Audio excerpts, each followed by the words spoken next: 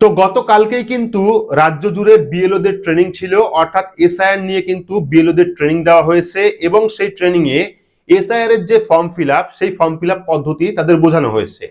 অর্থাৎ পশ্চিমবঙ্গের যে এসআইআর ফর্ম সেই ফর্মটা কিভাবে ফিল আপ হবে, কোথায় কি দিতে হবে, কাকে কাকে আপনি রিলেটিভ রাখতে পারবেন, কাকে কাকে রিলেটিভ রাখতে পারবেন না, এই নিয়ে কিন্তু বলা হয়েছে। এবং আপনাদের অনেকেরই প্রশ্ন ছিল যে রিলেটিভে কার কার নাম রাখতে পারবো। তো এটাও কিন্তু বলা হয়েছে যে রিলেটিভে কার কার নাম রাখতে পারবেন, কার নাম রাখলে পরে হিয়ারিং হবে, কার নাম রাখলে পরে হিয়ারিং হবে না, অর্থাৎ কোনো রকম ডকুমেন্টের প্রয়োজন পড়বে না, সেটাও কিন্তু বলা হয়েছে।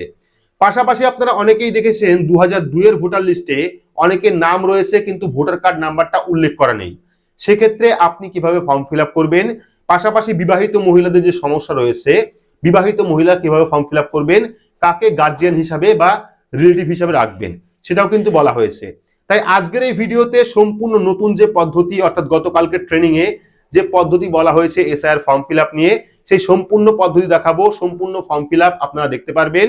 আশা করি ভিডিওটি আপনাদের প্রত্যেকেরই কাজে আসবে। শুরু থেকে শেষ পর্যন্ত অবশ্যই দেখবেন। ভিডিওটি ভালো লাগলে লাইক করবেন, চ্যানেলটিকে সাবস্ক্রাইব করে পাশে রাখা বেল আইকনটি প্রেস করে নোটিফিকেশন অল করে রাখবেন, সবার সুবিধার্থে ভিডিওটি শেয়ার করবেন। তো চলুন শুরু করি। তো এবার আপনাদের সম্পূর্ণ নতুন ফর্ম ফিল আপ দেখাচ্ছি এসআইআর এর, অর্থাৎ ইনুমিনেশন যে ফর্ম, সেই ফর্মের যে নতুন ফরম্যাটের ফর্ম ফিল আপ সেটা আপনাদের দেখাচ্ছি, যেটা বিএলওরা গতকালকে ট্রেনিং এ জেনেছে। তো এই যে ফর্মটা দেখতে পাচ্ছেন এটা কিন্তু ইনুমিনেশন ফর্ম, এবং এই ফর্মটাই কিন্তু বাড়িতে বাড়িতে গিয়ে প্রত্যেক ভোটারকে বিএলওরা দেবে। যেখানে প্রথমেই এখানে বিএলওর নাম এবং কন্ট্যাক্ট নাম্বার থাকবে, ডিটেলস দেখতে পারবেন আগে থেকে ফিল আপ করা। এই বক্সটায় পেয়ে যাবেন আপনার সমস্ত ডিটেলস, বর্তমানে আপনার ভোটার কার্ডে যে ইনফরমেশন রয়েছে সেই সমস্ত ডিটেলস আপনি এখানে দেখতে পারবেন। পাশাপাশি পার্ট নাম্বার থেকে শুরু করে যাবতীয় অ্যাড্রেস আপনারা এই বক্সটায় দেখতে পারবেন। পরবর্তী এই যে কিউআর কোড দেখতে পাচ্ছেন, অনেকেই প্রশ্ন করছিলেন কিউআর কোডটা কাদের জন্য। তো বিএলও কিন্তু এই কিউআর কোডটা স্ক্যান করে আপনার ডিটেলসটা দেখতে পারবে, ঠিক আছে, সেই জন্য এই কিউআর কোডটা দেওয়া। এইবার ফর্ম যখন আপনার কাছে আসবে তখন কিন্তু আপনার বর্তমানে ভোটার কার্ডে বা ভোটার লিস্টে যে ফটো রয়েছে সেই ফটোটা আগে থেকে এখানে ছাপানো থাকবে। কিন্তু আপনাকে কি করতে হবে, রিসেন্ট একটি পাসপোর্ট সাইজের ফটো এখানে আঠা দিয়ে লাগাতে হবে। তো পাসপোর্ট সাইজের কালার কি হবে, চেষ্টা করবেন ব্যাকগ্রাউন্ডে হোয়াইট ব্যাকগ্রাউন্ড অথবা হালকা ব্লু যে ব্যাকগ্রাউন্ড বা স্কাই ব্লু যে ব্যাকগ্রাউন্ড সেটা রাখার জন্য। এখানে আপনারা নতুন পাসপোর্ট সাইজের ফটো আঠা দিয়ে লাগিয়ে দেবেন। এবার পরবর্তী আসি জন্ম তারিখ। তো এই জায়গাটুকু কিন্তু 2025-এ ভোটার লিস্টে বা ভোটার কার্ডে যে ডিটেলস রয়েছে সেই ডিটেলসে আপনাকে ফিল আপ করতে হবে। প্রথম যে বক্সটা দেখতে পাচ্ছেন এটা কিন্তু 2025-এ আপনার ভোটার কার্ডে যে ডিটেলস রয়েছে সেই ডিটেলস দেখেই ফিল আপ করতে হবে। যেমন প্রথমে জন্ম তারিখ, জন্ম তারিখের ফরম্যাট হবে প্রথমে তারিখ, তারপরে মাস, তারপরে বছর। আপনার ভোটার কার্ডে যে তারিখ মেনশন করা রয়েছে সেটা আপনি এখানে লিখবেন। লেখার পর পেয়ে যাবেন পরবর্তী আধার নাম্বার। যদি আপনি আধার নাম্বার দিতে চান সেক্ষেত্রে অবশ্যই আপনি আধার কার্ড নাম্বার দিতে পারেন, কারণ আধার কার্ড নাম্বারটা কিন্তু ঐচ্ছিক। পরবর্তী মোবাইল নাম্বার, মোবাইল নাম্বারটা অবশ্যই দেবেন মোবাইল নাম্বারটা, কারণ পরবর্তী সময় কিন্তু মোবাইল নাম্বারটা প্রয়োজনে পড়বে। সেক্ষেত্রে যে মোবাইল নাম্বারটা চালু রয়েছে সেই মোবাইল নাম্বারটা দেবেন। দেওয়ার পর এবার দেখতে পাচ্ছেন পিতা বা অভিভাবকের নাম। তো এই যে এই জায়গায় পিতা অথবা অভিভাবকের নাম, সেক্ষেত্রে কিন্তু আপনার বাবার নাম এখানে লিখতে হবে, ঠিক আছে। এখানে জানিয়ে রাখি, এখানে আমি সুকান্ত লিখেছিলাম, তো এখানে বাংলা ফরম্যাটে কিছুটা গন্ডগোল হয়ে গেছে, সেক্ষেত্রে এখানে সুকান্ত রয় আমি দেখাচ্ছি। এখানে আপনাকে বাবার নাম দিতে হবে এবং এই যে অভিভাবকের নাম এটা আপনাকে কাটতে হবে, ঠিক আছে। কেন কাটতে হবে সেটা আপনাদের বলছি। তো এখানে বাবার নাম লিখবেন, চেষ্টা করবেন বাবার নামই দেওয়ার জন্য। সেক্ষেত্রে যদি বাবা মারাও গিয়ে থাকেন তবুও কিন্তু আপনারা এলটি দিয়ে বাবার নামটা লিখে দেবেন। লিখে দেওয়ার পর এবার পেয়ে যাবেন পিতার নাম্বার, পিতার বা অভিভাবকের এপিক নাম্বার যদি থাকে। যদি আপনার বাবার এপিক নাম্বার থাকে অর্থাৎ ভোটার কার্ড নাম্বার থাকে, সেক্ষেত্রে অবশ্যই বর্তমান ভোটার কার্ডে যে এপিক নাম্বার রয়েছে সেটা আপনি এখানে দেবেন। মনে রাখবেন 2025-এর ফরম্যাটে কিন্তু এই ফর্মটা আপনাকে ফিল আপ করতে হবে। হতে পারে 2022-এ অন্য ভোটার কার্ড নাম্বার ছিল, 2025-এ চেঞ্জ হয়েছে, সেক্ষেত্রে নতুন যে ভোটার কার্ড নাম্বার সেটা আপনারা এই জায়গায় লিখবেন, বাবার ভোটার কার্ড নাম্বার। এর পরবর্তী মায়ের নামটা এখানে লিখবেন। লেখার পর পেয়ে যাবেন মায়ের এপিক নাম্বার যদি থাকে, সেক্ষেত্রে মায়ের ভোটার কার্ড নাম্বারটা লিখবেন। এইবার বিবাহিত মহিলাদের ক্ষেত্রে এখানে স্বামী এবং স্ত্রীর অপশন রয়েছে, সেক্ষেত্রে প্রথমে বাবার নাম দেবেন, এরপরে আপনারা স্বামী অথবা স্ত্রীর নাম এখানে লিখবেন বিবাহিত মহিলাদের ক্ষেত্রে। লেখার পর স্বামী বা স্ত্রীর যদি এপিক নাম্বার অর্থাৎ ভোটার কার্ড নাম্বার থাকে, সেক্ষেত্রে অবশ্যই আপনারা এখানে স্বামী অথবা স্ত্রীর যে ভোটার কার্ড নাম্বার, সেই ভোটার কার্ড নাম্বারটা লিখবেন। এইবার চলে আসি মেন জায়গায়। এই জায়গায় আপনাদের অনেকেরই সমস্যা রয়েছে। আবারও জানিয়ে রাখি, এই যে বাঁ সাইডের যে বক্স দেখতে পাচ্ছেন, যদি আপনার নাম 2002 সালের ভোটার লিস্টে এবং 2025 সালের ভোটার লিস্টে থাকে, সেক্ষেত্রেই কিন্তু আপনাকে এই জায়গায় ফিল আপ করতে হবে। যদি আপনার নাম 2002 সালের লিস্টে না থাকে, সেক্ষেত্রে কিন্তু এটা ফিল আপ করার কোনো রকম প্রয়োজন নেই। আবারও জানিয়ে রাখি, অনেকেই বিভিন্ন রকম প্রশ্ন করছিলেন যে এটা কেন ফিল আপ করবো না, বা আমাদের নাম 2002 সালের লিস্টে নেই, সেক্ষেত্রে আমরা কি করব। 2002 সালের লিস্টে যাদের নাম নেই তাদের এই জায়গা ফিল আপ করতে হবে না, তাদের রিলেটিভ দেখিয়ে এই ডান পাশের কলামটা ফিল আপ করতে হবে। ঠিক আছে।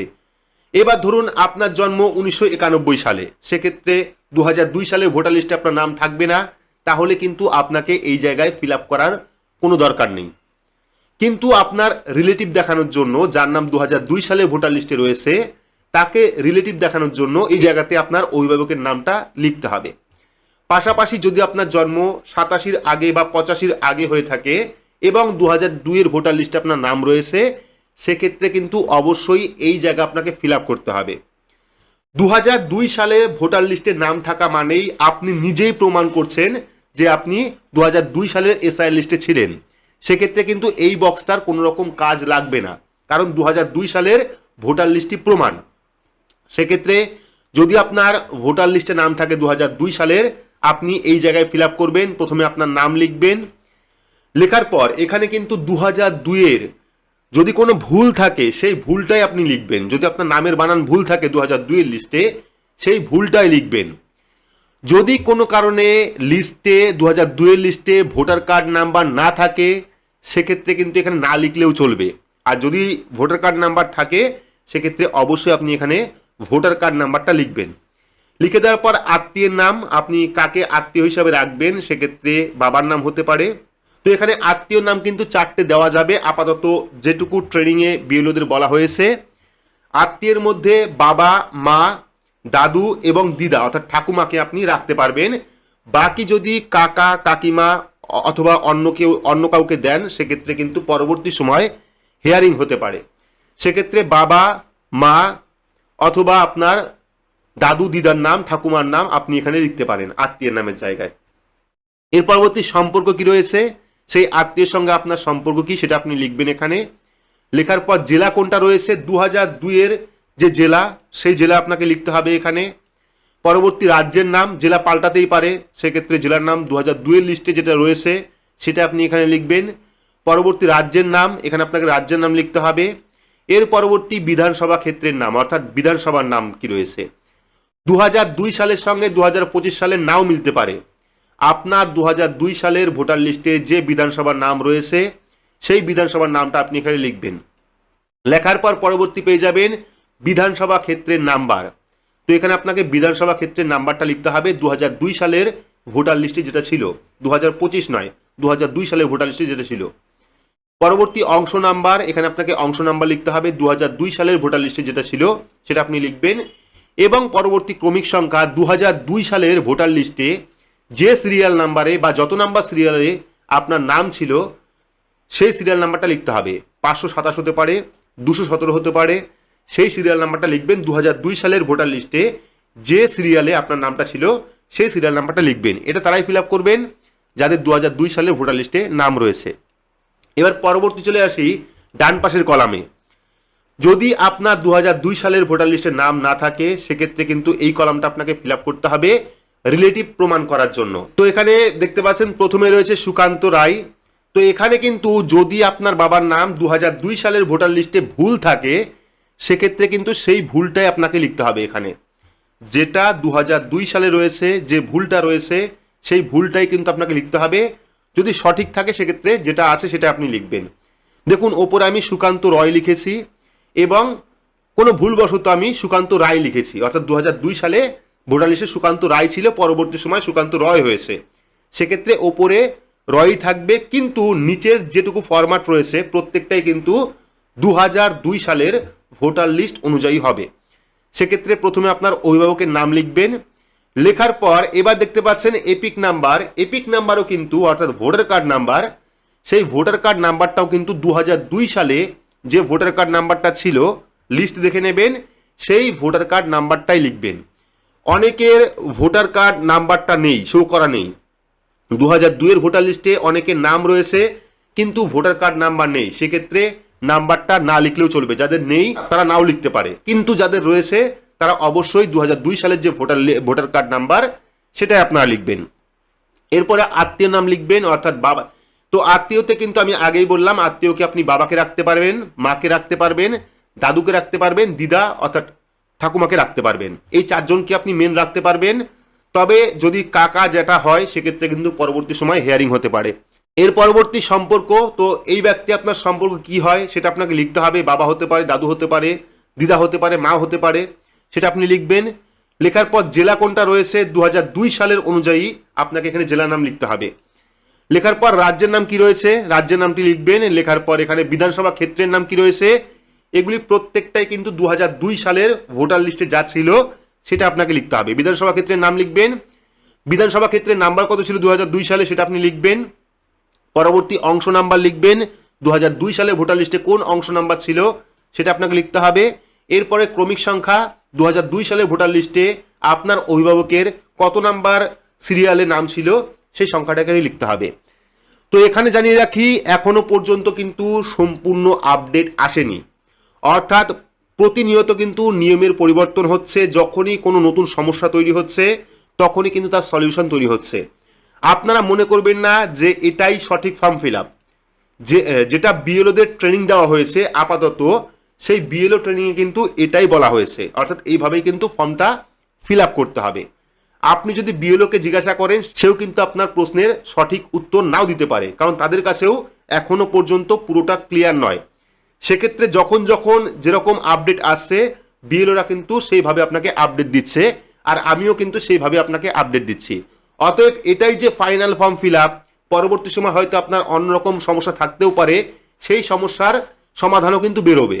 সেক্ষেত্রে ধাপে ধাপে যখন ফর্মটা আসবে 4 তারিখের পর থেকে, তখন আপনাদের যে সমস্যা সেই সমস্যার যে সলিউশন সেটা কিন্তু বিএলওরা আপনাকে দিয়ে দেবে।